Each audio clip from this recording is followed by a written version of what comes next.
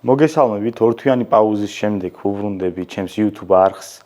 ბევრი რამ მოხდა ამ ორ თვეში და რაც მთავარია, ეს იყო დიდი წარმატება ქართულ ფეხბურთში მორიგი ხვიჩა კვარაცხელიას შესრულებით. მოგეხსენებათ, ხვიჩა კვარაცხელია გახდა ჩემპიონთა ლიგის გამარჯვებული და პირველი ქართველი, რომელმაც ჩემპიონთა ლიგის ფინალში გოლის გატანა შეძლო. მქონდა შესაძლებლობა, რომ გერმანიაში ყოფილიყავი, დავსწრებოდი თამაშს, ცხადია არ გამოვაკლდი ესეთ მოვლენას. ვიღებდი ვლოგსაც, საიდანაც მინდოდა გაგიგოთ თუ რას ვაკეთებდი იქ, ჩავწერე ბუდუ ზივზივაძე, შოთა არველაძე, ტაფსონა ფოფხა, ბევრი კარგი ადამიანი, თუმცა სამწუხაროდ GoPro მომპარეს, რის გამოც მიწევს, რომ ესეთი ფორმატით მოგიყვეთ და გაგიზიაროთ ის გამოცდილება და ის ემოციები, რაც ალიანს არენაზე განვიცადე და დავიწყე პირველ რიგში პირველი დღით მედია აკრედიტირებულ ადამიანებს გქონდა შესაძლებლობა დავსწრებოდით მატჩის წინა ვარჯიშებს, ორი სრულიად განსხვავებული ვარჯიში ვიხილეთ, ინტერის შესრულებით და პარის სენ-ჟერმენის შესრულებით. ინტერის ვარჯიში შედარებით დაძაბული იყო, ინძაგიც ისე იყო ჩართული, ისეთი ხმა ჰქონდა, რომ ღრიალებდა ბოლო ხმაზე, მიუხედავად იმისა, რომ ამდენი ხალხი ესწრებოდა და თითქოს რაღაც უფრო ნაკლებად უნდა შეემჩნია მისი ემოციები თუნდაც, მისი ხმა ეკო, მთელ სტადიონს აზანზარებდა და ფოფხას ტაფსონას ვინც ვესწრებოდით იქ ყველას ისეთი რეაქცია ჰქონდა, რომ გონი ცოტა შეგვეშინდა. ბევრ შენიშვნას იძლეოდა, ის კამათი ჰქონდა არნაუტოვიჩთან, დამფრისთან, პავართან და უფრო მეტად ჩართული ვარჯიში ჰქონდა ინტერს. განსხვავებით PSG-სა, რომელსაც საერთოდ რადიკალურად განსხვავებული ხასიათის ვარჯიში ჰქონდა, გამოვიდნენ ღიმილით, სიცილით ჩაატარეს ვარჯიში, 20 წუთი კვადრატი ითამაშეს, 15 წუთი კარში დაარტყეს და ჩავიდნენ გასახსნელში. სულ ეს იყო პარის სენ-ჟერმენის ფინალის წინა ვარჯიში და სიმართლე გითხრათ გამიკვირდათ, მაგრამ მე რო გადავხედე კადრებსაც, აი მატჩის მერე რო შევხედე ყველაფერს, ანუ მსგავსი განწყობა და მსგავსი ფსიქოლოგიური მზაობა ასეთი მატჩისთვის, სწორედ ეს არის საჭირო ალბათ, რომ აი რაღაც მერე ხასიათში არ გადავიდეს კონკრეტულ თამაშზე. ეს განასხვავებდა პირველ დღეს პარის სენ-ჟერმენს ინტერისგან და მერე თამაშიც გონია რომ ამანაც იქონია რაღაც მომენტში გავლენა, იმიტომ პრეს კონფერენციასაც რო დავესწარით, ინტერის ფეხბურთელები ბარელა, ლაუტარო უფრო მეტად შებოჭილები იყვნენ და უფრო მეტად რაღაც ძიმეაურის მატარებლები იყვნენ, განსხვავებით მარკინიოსი და დემბელე, რომელმაც საკმაოდ ლაღად და ასე ვთქვათ, სიცილ ხარხარში ჩაატარეს პრეს კონფერენცია. გადავიდეთ მატჩის დღეზე. ალბათ ერთ-ერთი დაუვიწყარი დღეა ჩემს ცხოვრებაში, თუ არ ჩავთვლით ევროპის ჩემპიონატზე მოგზაურობას, ალბათ მსგავს თამაშს არ დავსწრები ვარ და მსგავს მოვლენაც ნაკრების დონეზე მოვესწარი, თუმცა საკლუბო დონეზე ასეთი შეხვედრა ნამდვილად არ მინახავს.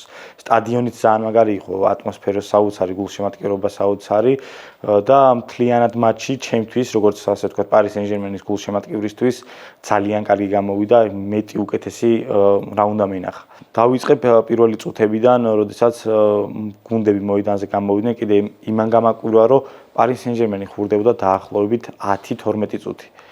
მქონდა შესაძლებლობა დავსწრებოდი ნახევარფინალსაც არსენალის წინააღმდეგ და იქაც ანალოგიური ხდებოდა, აი 12 წუთი მაქსიმუმ გახურდნენ ფეხბურთელები და ჩავიდნენ ეგრევე გასახსნელში. განსხვავებით ხდება ყოველთვის მეტოქე გუნდისგან და ასევე ნაკრების შემთხვევაშიც, აი რაც მახსენდება, დაახლოებით 20 წუთი ხურდება ნებისმიერი გუნდი. ენრიკეს მიდგომა განსხვავდება თითქმის ყველა ხმელის მიდგომისგან და კიდე ის არის ალბათ ენრიკესგან დასაფასებელი, ხვიჩა კვარაცხელიასაც რო შევეხოთ უკვე, მოიყვანა ფეხბურთელი ისეთ დროს და ისეთ მომენტში, როდესაც ყავდა გუნდში ფრედრიკ ბარკოლა, რომელიც საუკეთესო ასისტენტი გახდა ლიგა 1-ის და მთლიან სეზონში ჰქონდა 21 გოლი და 18 ასისტი. ასეთი ფეხბურთელი გადასვა სკამზე მოიყვანა ხვიჩა კვარაცხელია და მოიგო ჩემპიონთა ლიგა. ანუ ასეთ ნაბიჯებსაც უნდა, ასე ვთქვათ, რაღაც გამბედაობა, რომ ეს ნაბიჯი გადადგა, მithumetes ფრანგი ფეხბურთელი პარიზულ კლუბში, დედაქალაქურ კლუბში, აი ესეთი სტატისტიკის მქონე გადასვა სკამზე და იმასაც თუ გავითვალისწინებთ, რა მიდგომა აქვს ენრიკეს დაცვის კუთხით, აი მბაპეს ვიდეო არის იდეალური მაგალითი თუ რა სიტყავს ენრიკე ნებისმიერი ფეხბურთელისგან. არ აინტერესებს მისი, ასე ვთქვათ, შეტევითი პოტენციალი, სურს რომ გუნდის ლიდერი იყოს, როგორც დაცვით ასპექტში, ისე შეტევითში. შესაბამისად, აი სწორედ მბაპეს ვიდეოსაც გავსწორდა, აი ჯორდანის მაგალითი მოიყვანა, რომ ლიდერი ხარ მაშინ, როცა ასე ვთქვათ, დაცვას წარმოაჩენს საუკეთესოდ და იწყებს დაცვას პირველი. სწორედ ალბათ ეს იყო იმის მიზეზი, რატომაც დააფასა ესე ხვიჩა კვარაცხელია ესეთ მოკლე მონაკვეთში და მიცა შესაძლებლობა და ასე ვთქვათ თავისუფლება და გახდა ხვიჩა მისი გუნდის შეუცვლელი ფიგურა, რო გადავხედოთ, ყველა თითქმის ფეხბურთელი იცვლება ხოლმე ძირითადად, როდესაც ხვიჩა თამაშობს და იწყებს სასტარტოდან ყოველთვის აამთავრებს მატჩს ბოლომდე, ეს იყო არსენალთან შეხვედრაში, ლივერპულთან შეხვედრაში და დარწმუნებული ვარ ანგარიში რომ არა 90 წუთს გაატარებდა უბრალოდ ისეთი ანგარიში ქონდა უკვე პარის სენ-ჟერმენს რომ მიცა სხვა ფეხბურთელებსაც ეს ბედნიერება რომ ჩემპიონთა ლიგის ფინალი ეთამაშოთ. საუბრობთ ხვიჩა კვარაცხელიაზე და რო არ გამოვყოთ ის მომენტი გარდა გოლისა და ზოგადად მთელი თამაშისა ჩემთვის დასამახსოვრებელი და არა მარტო ჩემთვის დარწმუნებული ვარ ნებისმიერი ადამიანისთვის და ესა კარგი საჩვენებელია ბავშვებისთვის.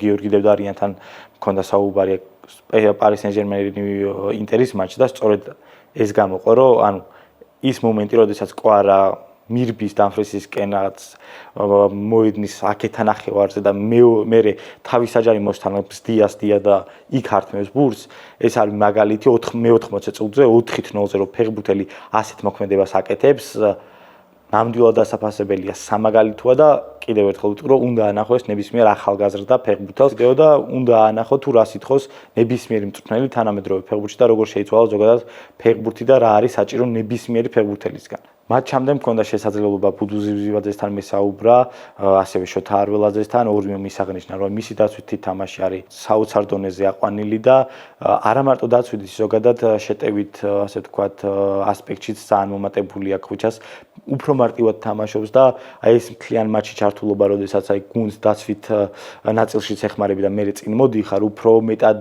ჩართულს ხდის თამაში და უფრო მეტად ეხმარება თუნდაც ხვიჩას და ნებისმიერ ფეხბურთელს რომ უფრო პროდუქტიულები იყვნენ გუნდისთვის. ახლა შეგვიძლია ვნახოთ ბუდუმ რა გითხრა ფინალურ მატჩამდე. ჩემთან ერთად ახლა ბუდუ ზივზივაძე იმყოფება. ბუდუ რასელი დღევანდელი მატჩის დღე? ძალიან აღელვებული ვარ. კარგი დღეა, პოზიტიური და იმედი მაქვს რომ პოზიტიურად ამსარდება ჩვენთვის ქართველებისთვის. ველი ძალიან მაგარ თამაშს და კვარასგანაც იგივე სველი რომ დღეს გაიწყნებს როგორც ყოველთვის და გაგვახარებს ქართველებს. როგორ შეაჯამებთ მთლიანად კვარას სეზონს და აი დაახლოებით 1 წლის წინ რო გადავახვიოთ რა თუ წარმოვიდგენდი რომ აი 1 წელში კიდე ესეთი პროგრესი ექნებოდა.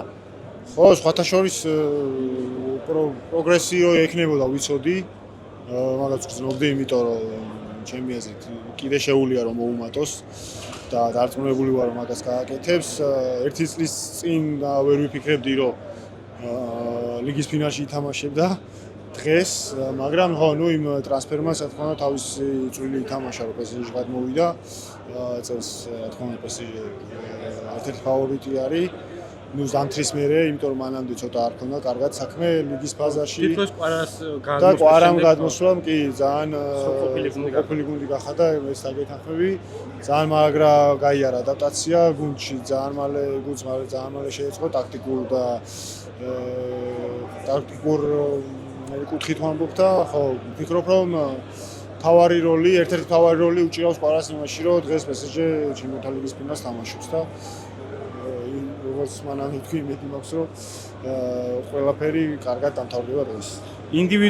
ინდივიდუალურად თუ შეიცვალა რამე ესე კვარასთან მიმართებაში. დაცვით ფუნქციებში ვიტყვი რომ ძალიან მომატებული აქვს და ასევე კვარას გადმოსვლა PSG-ში კიდე უფრო ინდივიდუალურად კიდევ უფრო გაზარდა. არაპროგნოზირებად რაღაცებს აკეთებს, ნუ მანამდეც აკეთებდა, მაგრამ ეხლა რომ აი თითქმის ყველა პოზიციაზე უწევს თამაში, მანდაც აჩენს თუ რამხელა იჭი აქვს და რამხელა ტალანტი და ასევე იმას ვიტყვი რომ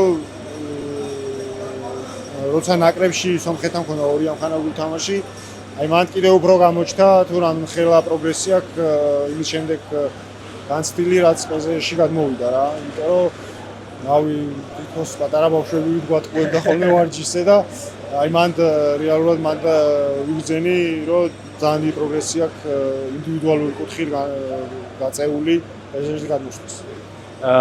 პირველ რიგში კი არა, მინდა მოგილოცო ასევე შენი წარმატება, ჩვენ არაერთი ინტერვიუ გქონდა ჩაწერილი და ტოპ 5 ლიგაში თამაში გოლიც გაიტანე, ოცნებები აიხდინე და მომავალი სეზონიდანაც გიხილავთ ბუნდესლიგაში.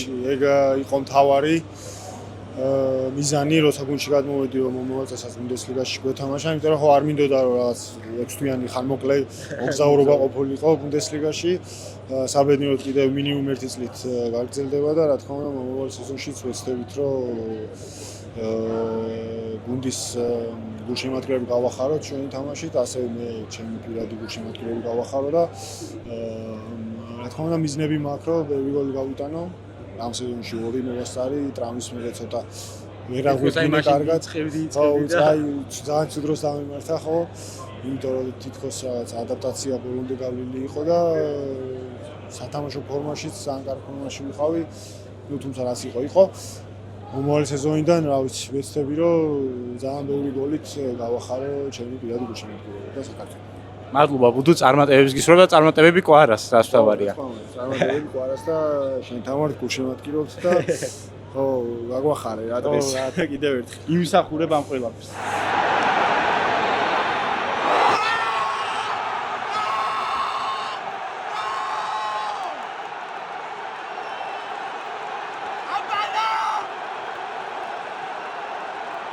როდესაც ხუჩა კვარაცხელიას გოლს უყურებდი, გამახსენდა პორტუგალიასთან გოლი.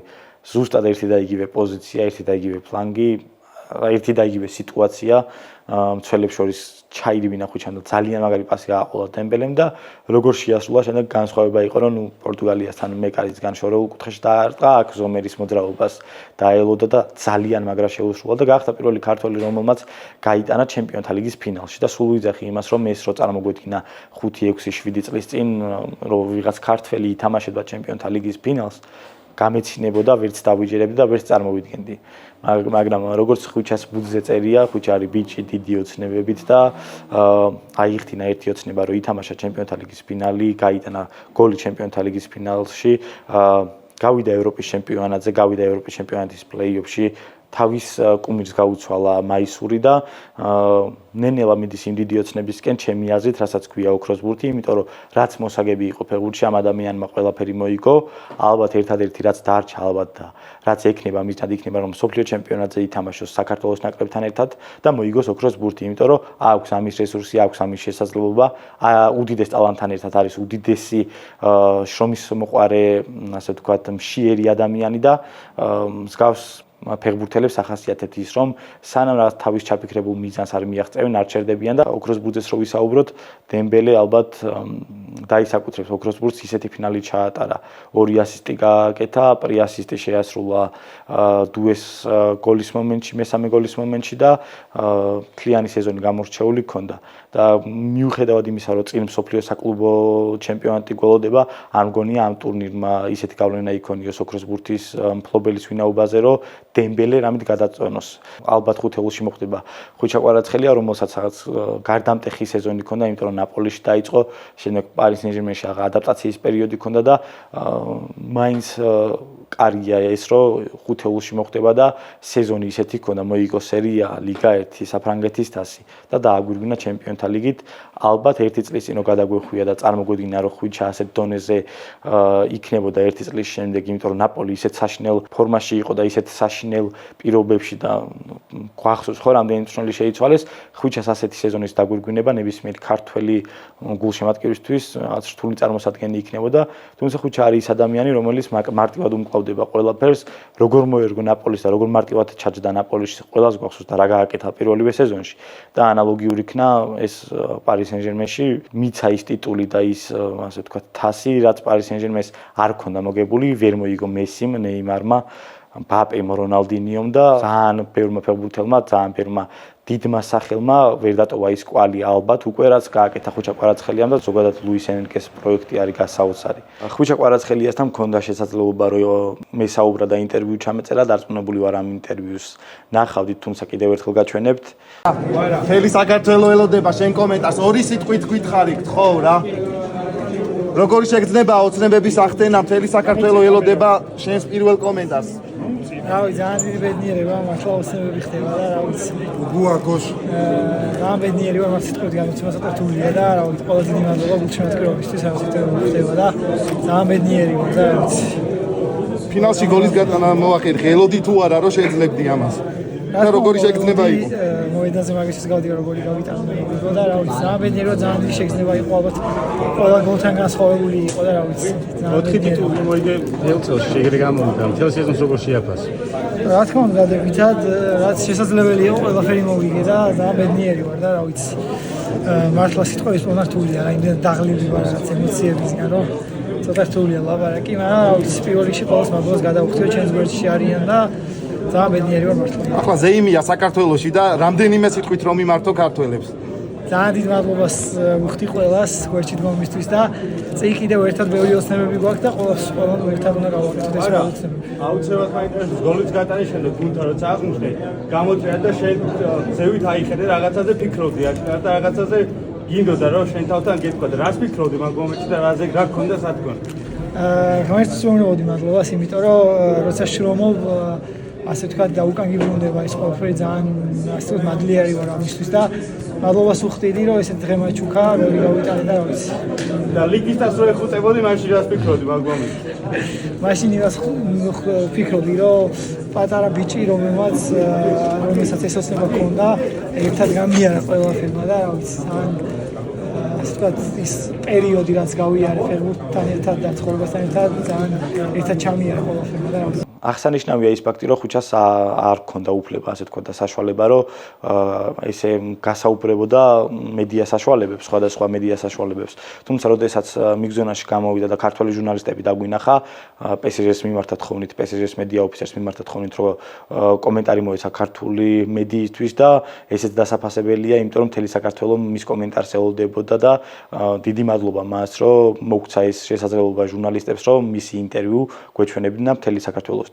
ხუჩა კვარაცხელია პატარა ბიჭი დიდი ოცნებებით ადამიანი რომელიც წარმოუდგენელ რაღაცეებსაც რეალობად აქცევს ეს იყო ჩვენი განსხვავებული სტილის ეპიზოდი იმედია რომ მოგეწონათ თუ მსგავსი ვიდეო მოგეწონებათ შემდგომშიც გავითვალისწინებთ სამომავლოდ მსგავსი სახის ვიდეოს შემოგთავაზებთ ამიტომ დაელოდეთ გამოიწერეთ ჩვენი არხი და დაალაიქეთ ვიდეო